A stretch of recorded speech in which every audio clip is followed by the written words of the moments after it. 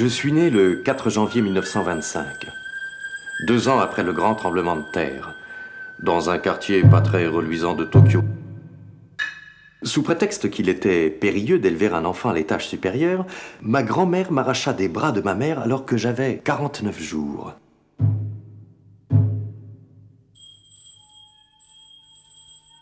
Mon lit fut placé dans la chambre de ma grand-mère, toujours fermée, où régnaient d'étouffantes odeurs de maladie et de vieillesse.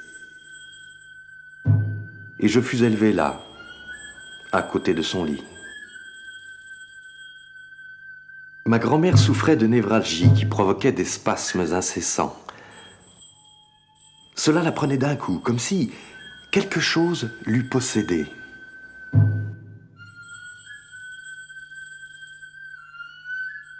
La période de l'enfance est une scène de théâtre sur laquelle l'espace et le temps s'enchevêtrent.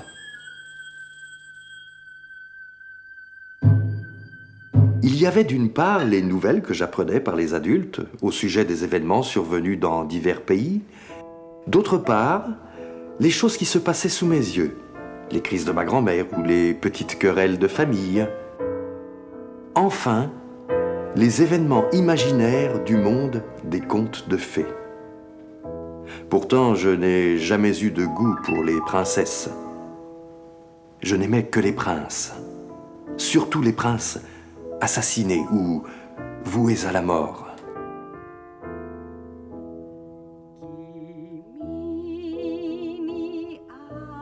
Le penchant de mon cœur vers la mort, la nuit et le sang était indéniable.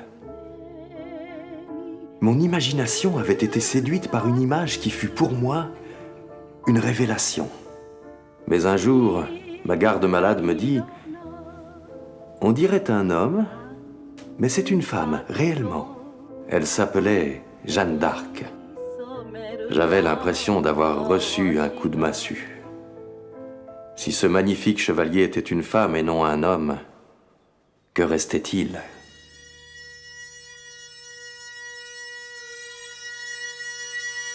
J'allais dans les anciennes salles à l'arrière de la maison voir les casques, les armures et les grands sabres.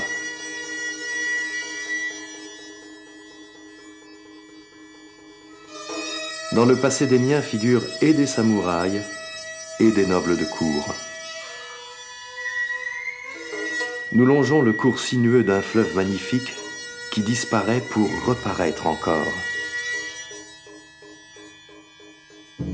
En mon grand-père et en ma mère, le fleuve a coulé souterrain.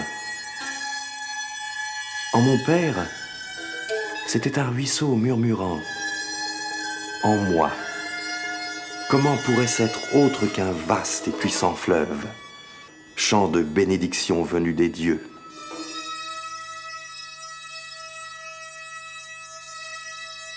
Grâce à ses origines, il passe à 6 ans le concours d'entrée au Collège des Pairs, fréquenté par l'aristocratie et les membres de la famille impériale. Il réussit brillamment, car depuis plus d'1 an, il lisait et même griffonnait des poésies. Il était frêle, timide, avec des manières de fille, et ne savait pas comment se comporter envers les autres garçons.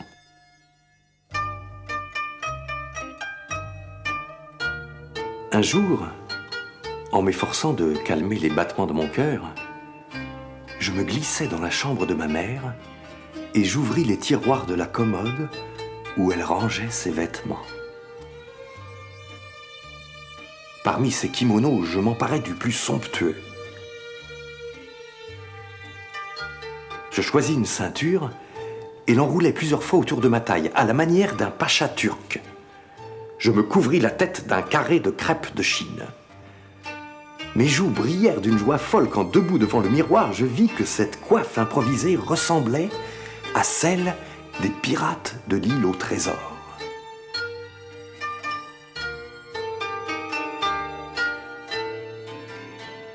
Je pris un air solennel et, ainsi vêtu, je me précipitai dans le petit salon. Il y avait là ma grand-mère, malade et alitée, ainsi que ma mère, une voisine et une servante. mais pas une seule personne n'était visible à mes yeux. Je ne voyais rien d'autre que moi-même. C'est alors que mon regard se porta sur le visage de ma mère. Elle était devenue un peu pâle. Elle baissa les yeux. Je compris. Les larmes me brouillèrent la vue. La servante me saisit et m'emmena dans une autre pièce. En un instant, comme si j'étais un poulet à plumer, elle m'avait dépouillé de mon scandaleux déguisement. Mon souvenir se heurte brutalement à une scène qui est comme le symbole de cette époque. Quand j'en fus témoin, je sentis la main de l'adieu avec laquelle l'enfance allait prendre congé de moi.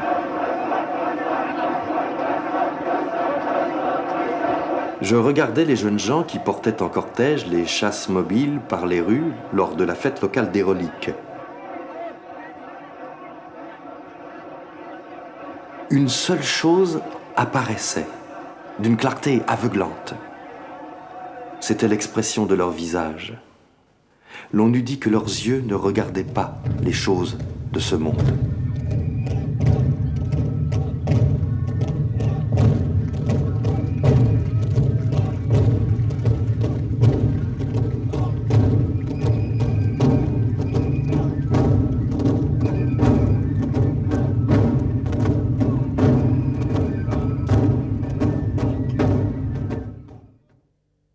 C'est à 12 ans que sa grand-mère l'autorise enfin à rejoindre son jeune frère, sa sœur et ses parents. Pour la première fois de sa vie, il était rentré à la maison, dira sa mère.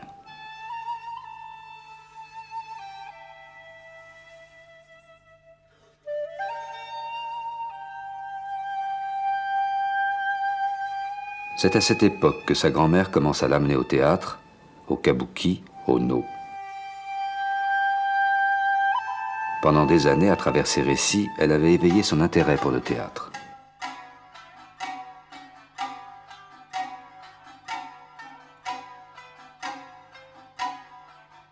La première pièce à laquelle il assista fut la célèbre histoire des 47 samouraïs qui commirent tous le harakiri rituel, le seppuku, par fidélité à leur seigneur.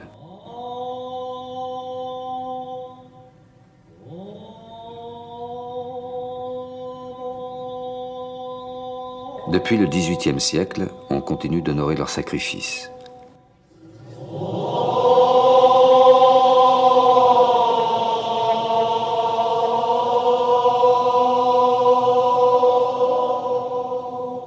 Le jeune Mishima lut le répertoire, recopiant des vers sur son cahier, s'essayant même à imiter la diction des acteurs les plus célèbres.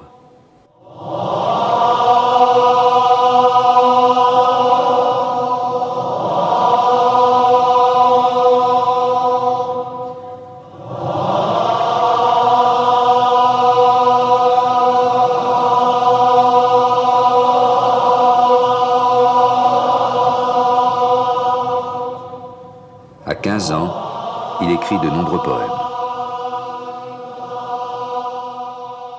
Soir après soir, debout près de la fenêtre, je guettais de mauvais présages. J'attendais que déferlât de l'autre côté de la ville, comme un arc-en-ciel nocturne, la nuée des poussières sans pitié du malheur. Tout en s'imprégnant des écrivains classiques et romantiques japonais, il éprouve une grande admiration pour Oscar Wilde, Cocteau, Proust, Rilke, Gide et Villiers de l'Isle-Adam. Pendant un temps, je lus avec passion la Bible et les commentaires bibliques. En vérité, je suis devenu un être replié sur soi-même, que seul écrire intéresse. Après avoir été le plus jeune membre de la société littéraire de toute l'histoire du collège, il en devient le rédacteur en chef. Il choisit à ce moment-là le pseudonyme de Yukio Mishima. Sorti du collège en tête de sa classe, il est invité en pleine guerre, en 1944, à se rendre en limousine au palais impérial.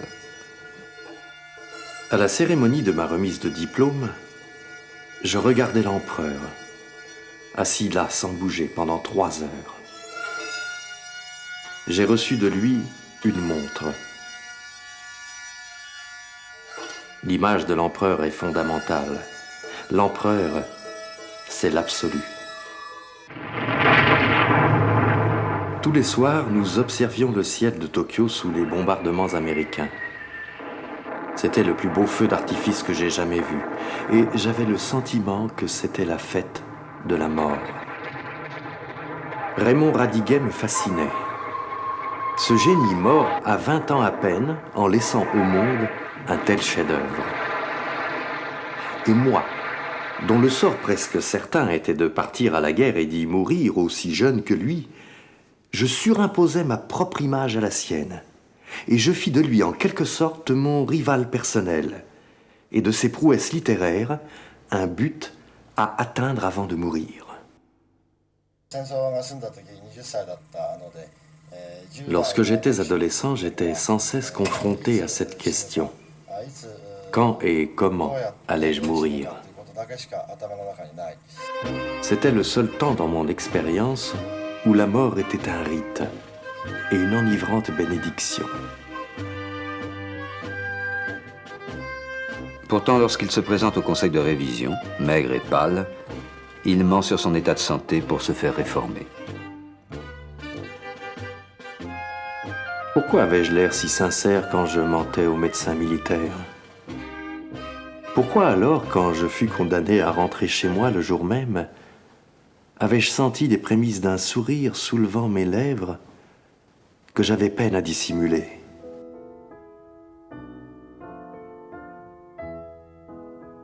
Pourquoi avais-je couru si vite en franchissant le seuil de la caserne? Cela signifiait que je voulais vivre après tout. L'aveu était pénible. Mais à ce moment, je compris que je me mentais à moi-même quand je disais que c'était pour mourir que je voulais entrer dans l'armée.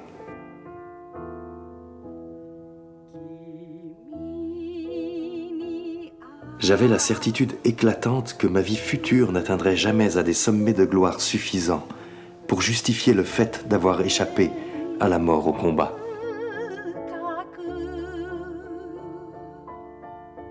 L'esprit dans lequel les kamikazes se précipitaient vers une mort certaine est ce que la longue histoire du Japon offre de plus proche du clair idéal d'action et de mort proposé par l'éthique des samouraïs.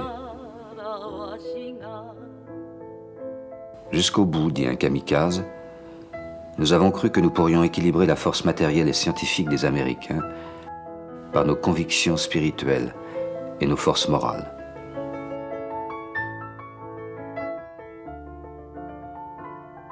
Nous ne croyons plus au mystère. Nous deviendrons nous-mêmes le mystère, pour faire en sorte que les hommes se mettent à prier quelque chose, pour les faire croire à quelque chose.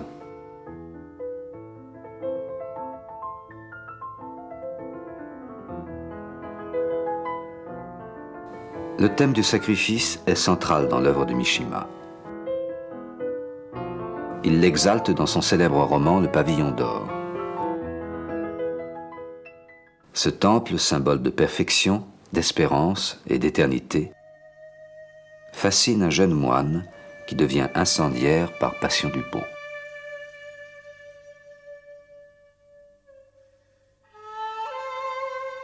Ta beauté, il ne tient qu'à un fil qu'elle m'apparaisse. Je la sens. Et pourtant, elle m'échappe encore. S'il est vrai que sur terre, rien ne peut être comparé, dis-moi pourquoi tu es si beau. Pourquoi tu ne peux faire autrement que de l'être? Un raid sur Kyoto était attendu à tout moment. Cela devint mon rêve secret que la cité entière fût la proie des flammes. L'ancienne capitale se souciait trop de garder intactes ces vieilles choses. Sanctuaires et temples avaient trop perdu le souvenir des cendres incandescentes dont ils étaient nés. Comme ma vilaine et fragile carcasse, celle du pavillon d'or, toute dure qu'elle fût, n'était que carbone combustible. L'idée l'idée que la flamme qui m'anéantirait anéantirait aussi le pavillon d'or me donnait presque de l'ivresse. Mettant le feu au pavillon d'or, je commettrais un acte de pure abolition. Alors le phénix du toit, comme l'immortel et légendaire oiseau, revivrait et prendrait un nouvel essor.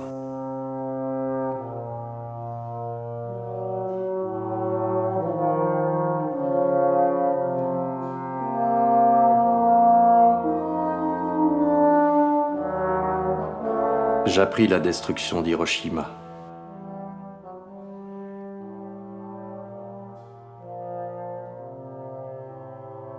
Les gens disaient que ce serait maintenant au tour de Tokyo.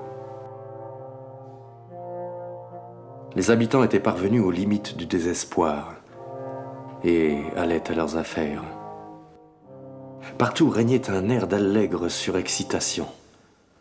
Tout à fait comme quand on continue à souffler dans un ballon d'enfant en train de se gonfler en se demandant « Va-t-il éclater maintenant? Va-t-il éclater ?»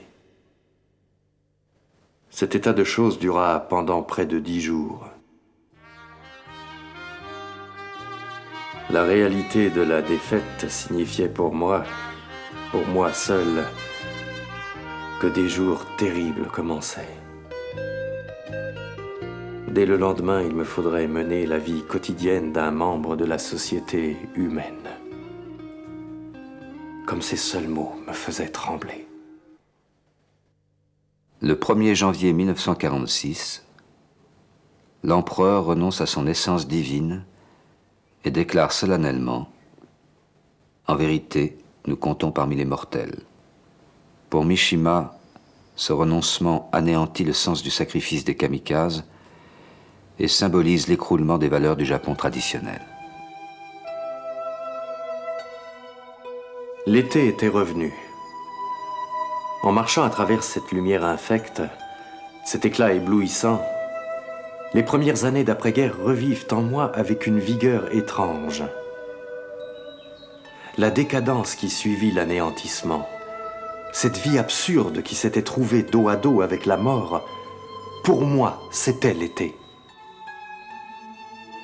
Ce fut une période de lyrisme le plus violent, le plus virulent. Je sentis qu'en quelque manière, je devais m'affirmer, moi et ma vie tout entier.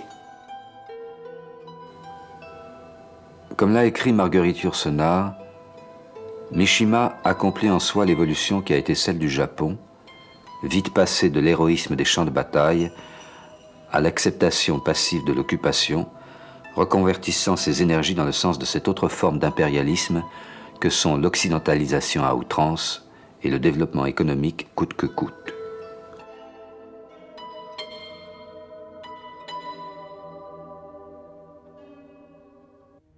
Devenir écrivain reconnu devient le but de Yukio Mishima. Il suscite le parrainage de son aîné Kawabata. Confession d'un masque est mon premier roman autobiographique. Je tournerai sur moi le scalpel de l'analyse psychologique que j'ai aiguisé sur des personnages imaginaires. Je tenterai de me disséquer tout vivant. J'espère atteindre à l'exactitude scientifique, devenant, selon l'expression de Baudelaire, à la fois le condamné et le bourreau. Confession d'un masque est un éclatant succès. Un écrivain est né. Il a 24 ans. Tout en poursuivant la publication de romans, il écrit des feuilletons destinés aux revues à grand tirage. J'éprouvais un puissant besoin de voyager à l'étranger. J'étais en pleine crise affective. Il me fallait découvrir un homme nouveau à l'intérieur de moi-même. C'est sur le pont du navire que j'échangeais avec le soleil la poignée de main de la réconciliation.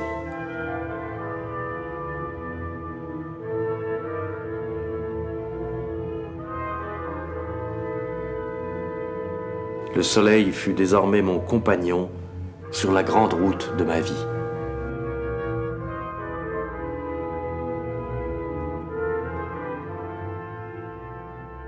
En guérissant ma haine de moi-même et ma solitude, la Grèce a éveillé en moi un vouloir de santé au sens où l'entend Nietzsche. Je ressentis le désir de me transformer en mon propre contraire dans la vie quotidienne. Je savais que la seule chose qui pouvait fortifier une telle idée, c'était le muscle. C'est de ce jour que commença mon intimité avec l'acier qui allait se poursuivre durant 10 ans.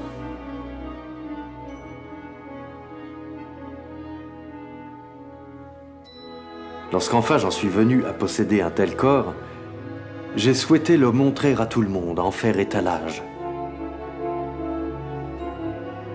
Pour moi, mon corps est devenu pareil à une élégante voiture de sport dont le possesseur tire fierté.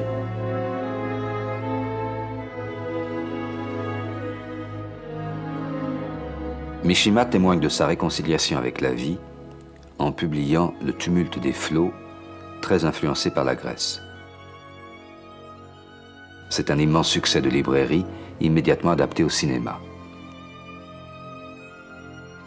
Mais pour lui, c'est une œuvre secondaire par rapport aux autres romans qu'il publie à la même époque. Il fréquente assidûment les bars dans le but avoué de se documenter pour écrire Les Amours interdites, qui se situe dans l'univers homosexuel du Tokyo d'après-guerre. J'ai formé le projet insolent de transformer mon tempérament en un roman et d'ensevelir le premier dans le second.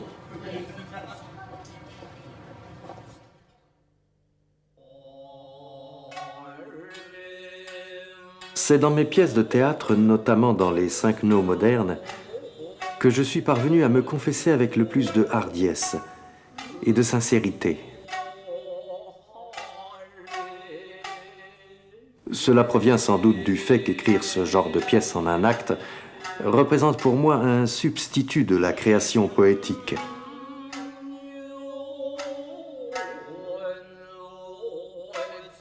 Le théâtre No est un temple de beauté, l'endroit où se consomme l'union suprême entre la solennité religieuse et la beauté sensuelle. Et sous ce masque, cette beauté doit cacher la mort, car un jour, tout aussi sûrement, elle finira par m'entraîner vers la destruction et le silence. Le théâtre, où un sang faux coule sous les projecteurs, est peut-être capable d'émouvoir et d'enrichir les gens d'expériences bien plus fortes et bien plus profondes que n'importe quoi dans la vie réelle. L'acteur travesti Akihiro Miwa se rappelle qu'en écrivant pour le théâtre, Mishima avait toujours en tête les grandes actrices françaises, comme Sarah Bernard.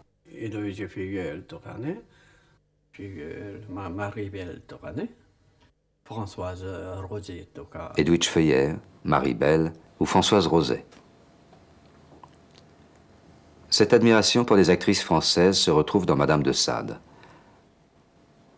La construction de la pièce est très influencée par Racine et le sujet, bien qu'historique, reflète les sympathies qu'éprouvait Mishima pour le marquis de Sade.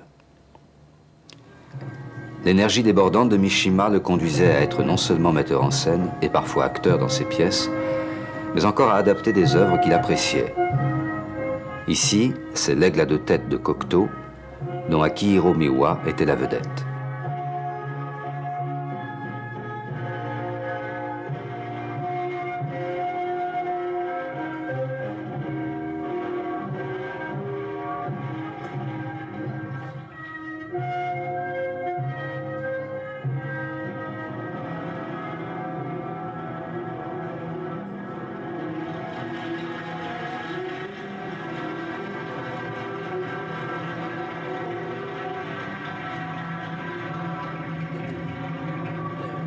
Sa manière de concevoir ses pièces était froide et logique.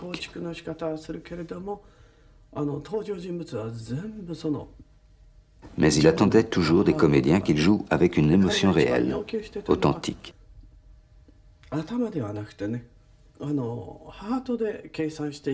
Depuis leur rencontre dans les bars après la guerre, Mishima encourageait son amie dans sa carrière de chanteuse. Aujourd'hui, Akihiro Miwa est devenue une grande vedette de la chanson.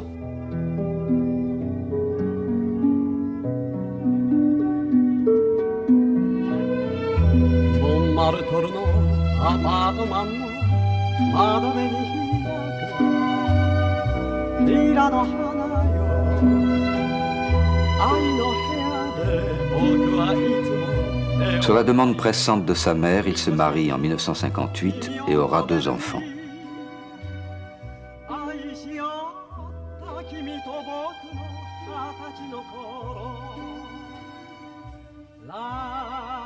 La maison qu'il fait construire est à l'opposé de l'architecture japonaise traditionnelle.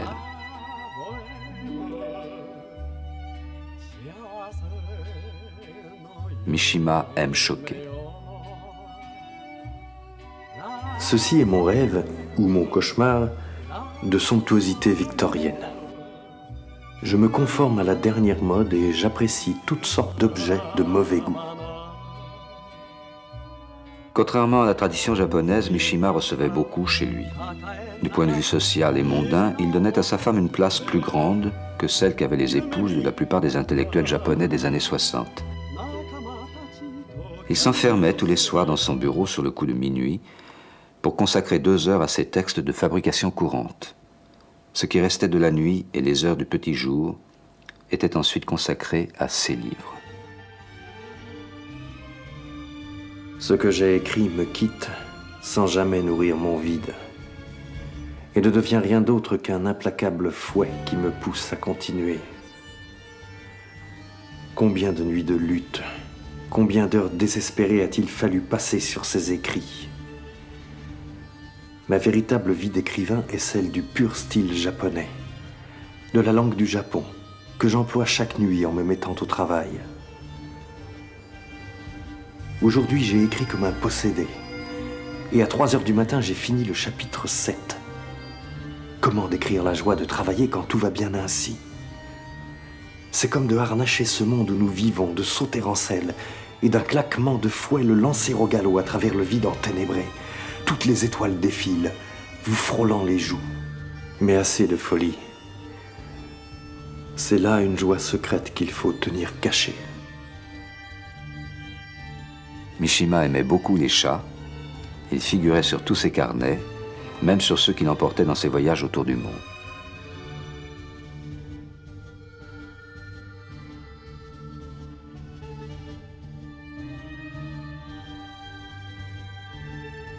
Monsieur Mishima, y a-t-il 2 littératures japonaises, l'une traditionnelle et l'autre moderne? Il n'y a pas opposition entre les 2 tendances. La littérature japonaise contemporaine est une synthèse entre un apport occidental important et les formes nationales traditionnelles. Si l'on veut définir la tendance générale de mon œuvre, disons qu'elle est la synthèse de l'esthétique et de la psychologie. 2 traditions d'ailleurs au Japon, esthétique et psychologie ne sont pas 2 éléments différents. L'esthétique ne s'oppose pas non plus au réalisme. Je crois que c'est une originalité au Japon. Tout comme les Grecs de l'Antiquité associaient l'esthétique et l'éthique, la morale des samouraïs était déterminée par l'esthétique. Ce qui est beau doit être fort, brillant et débordant d'énergie. Ce qui est moral doit être beau. Il reste que je vis en un siècle où le sabre du kendo n'est plus le symbole immédiat du sabre véritable. J'ai souvent pensé qu'il fallait ressusciter le vieil idéal japonais où se combinaient l'art et l'action. Pour le maître de kendo, Takemori Sasamori, la voie du samouraï est une interrogation. Quand on essaie de comprendre la manière dont on a vécu, on s'interroge sur sa propre mort. En s'interrogeant sur notre mort, on réfléchit sur la manière dont on a vécu.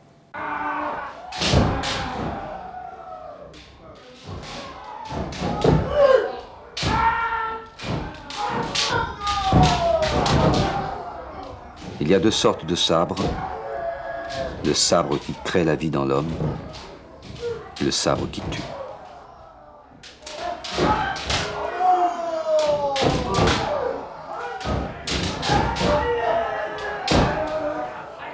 Ici même, Mishima pratiquait le kendo plusieurs fois par semaine.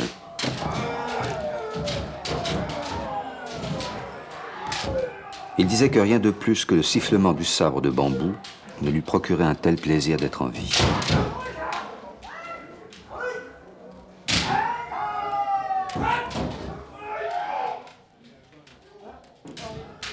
Leurs deux bâtons pointaient presque à la verticale, frémissant légèrement, comme les mâts de deux navires côte à côte, et leurs cuirasses luisaient telles des coques mouillées. Tout antagonistes qu'ils fussent, leurs bâtons étaient à présent engagés l'un contre l'autre, comme unis dans une révérence commune envers un ciel qui n'offrait aucune espérance.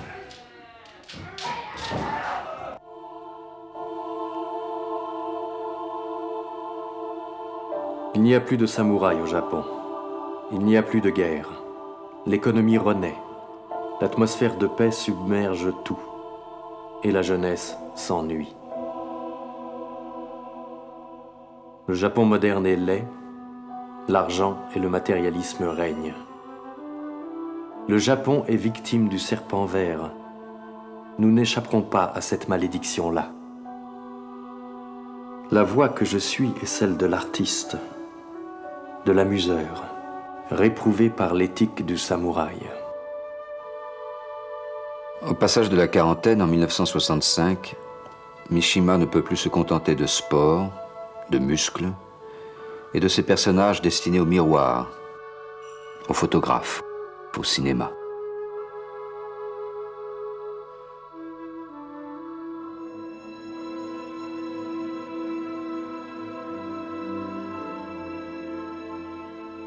Cette prise de conscience le pousse à aller à la rencontre des sources de la culture japonaise qui désormais vont nourrir son écriture. Il commence son œuvre maîtresse, La mère de la fertilité, qu'il considère comme son testament. Les 4 volumes forment une très grande fresque qui se déroule sur 4 générations successives au cours des 60 dernières années. Ce qui sous-tend toute l'œuvre, c'est l'idée de la réincarnation. Un jeune héros, bouillonnant de passion, se réincarne 3 fois sous le regard d'un même témoin, comme dans le théâtre No.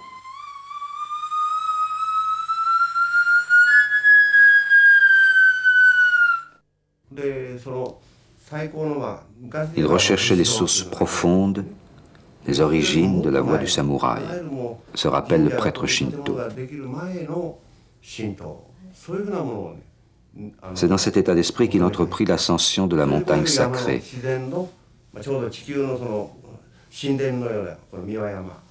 Cette montagne est un temple de la nature, un sanctuaire de la terre. Il la gravissait en pensant qu'il frôlerait le manteau de Dieu. C'est ici que les pèlerins avaient coutume d'observer le rite de purification avant de poursuivre l'ascension. Trempés de sueur, haletants, la puissance enivrante d'une mortification aussi rude, voilà, supposait-il, ce qui vous préparait au mystère dont il était proche. C'était là, à coup sûr, une loi divine. Plus il se rapprochait du faîte de la montagne sacrée, et plus chaque arbrisseau, chaque arbre semblait posséder sa propre nature divine. Comme si tout naturellement, il était lui-même devenu Dieu. Maintenant, la voie de l'écriture et la voie de l'action se rejoignent. Il obtient la faveur de participer pendant plusieurs semaines à l'entraînement des forces d'autodéfense. Il peut se préparer à devenir un véritable guerrier, c'est-à-dire pour lui, se préparait à mourir.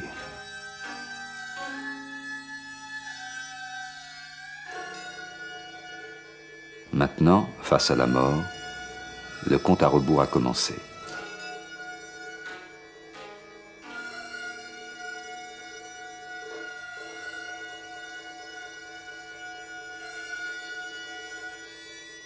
Il voyage en Asie du Sud-Est.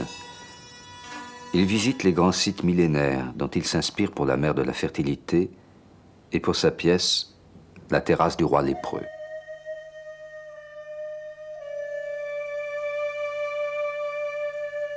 Préoccupé par la question de la réincarnation, il confronte les réponses du bouddhisme du sud-est asiatique avec l'enseignement du bouddhisme zen au Japon.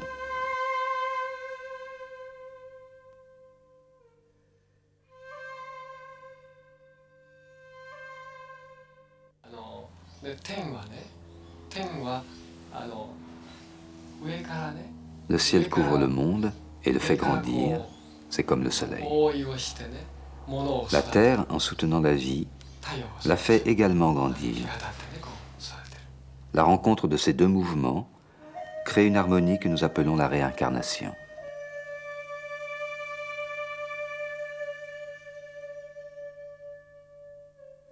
Encore un tout petit moment et le temps sera à la cime.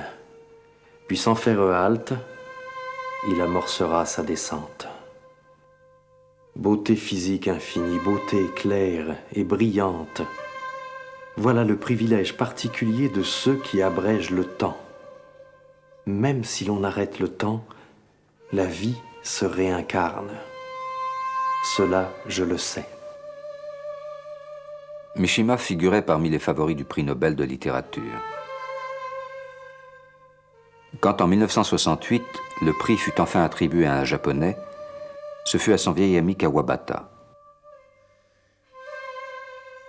Il fut le premier à le féliciter, mais sa déception était visible, car il savait qu'il n'avait plus le temps d'attendre son tour.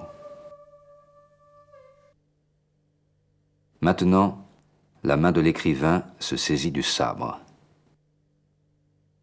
Il crée une milice privée avec quelques étudiants, la Société du Bouclier.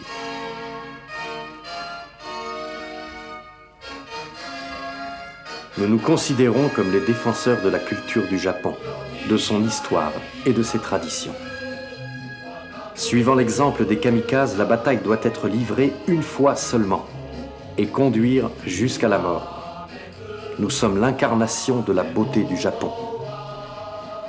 Ces manifestations d'opérette font sourire, alors que se prépare en secret avec quelques fidèles un coup d'éclat visant à ébranler le régime.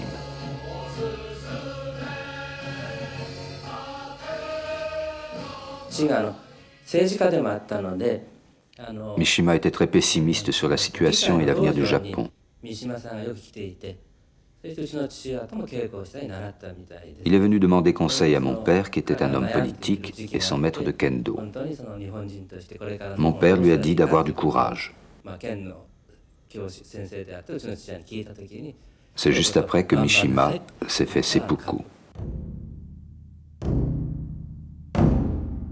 Comme toujours dans sa vie, Mishima se met en scène. Il organise une grande exposition rétrospective de sa vie.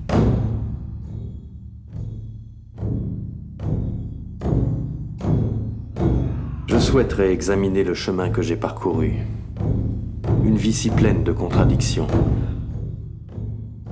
Où 4 fleuves, l'écriture, le théâtre, le corps et l'action finissent tous par se jeter dans la mer de la fertilité. Il présente le sabre qui achèvera l'œuvre de sa vie une semaine plus tard.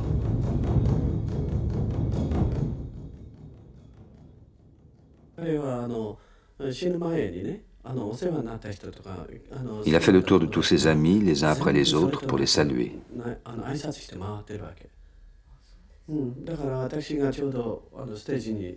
Quelques jours avant de mourir, il est venu me voir au théâtre et m'a offert 300 roses.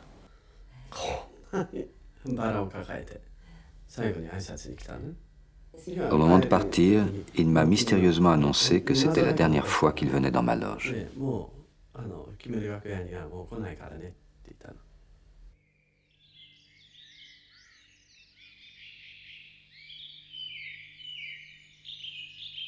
Il passa le portail noir. Sur la droite, on lisait l'inscription « Paix sur terre, ce monastère abrite le texte impérial de la prière ». Bordé de gravier, un dallage en damier conduisait à la porte. Il en compta les pierres du bout de sa canne. La mémoire est comme un miroir fantôme. Il arrive qu'elle montre des choses trop lointaines pour qu'on les voie. Le jardin était vide. Il était venu dans un lieu de nul souvenir, de néant. Le plein soleil d'été s'étendait sur la paix du jardin. Ainsi s'achève la mère de la fertilité, le 25 novembre 1970. Ce matin-là, il a laissé l'enveloppe du manuscrit à côté d'un petit mot. La vie humaine est limitée. Or, je voudrais vivre éternellement.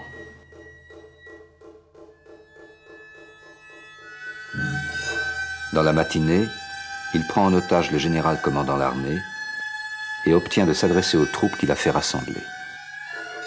Nous voyons le Japon se griser de prospérité et s'abîmer dans un néant de l'esprit. Nous allons lui restituer son image et mourir. De retour dans le bureau du général, il accomplit le seppuku. Il exécute les gestes précis qu'il avait tant de fois décrits dans son œuvre et qu'il avait même interprété dans son film Patriotisme, rejoignant dans la douleur les héros qui l'ont précédé.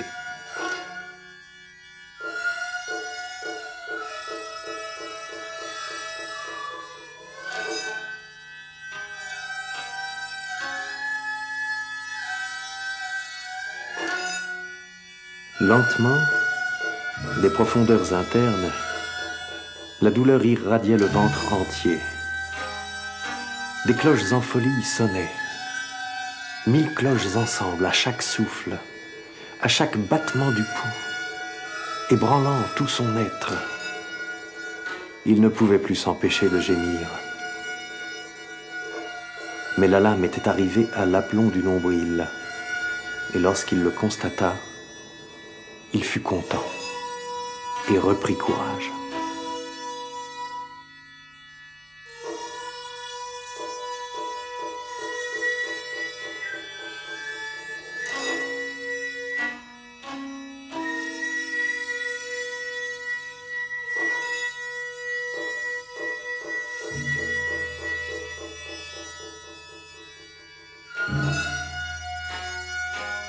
Le lendemain, devant l'autel où l'encens brûlait à la mémoire de son fils, sa mère déclara « Pour la première fois de sa vie, il a fait ce qu'il désirait faire. Soyez heureux pour lui. »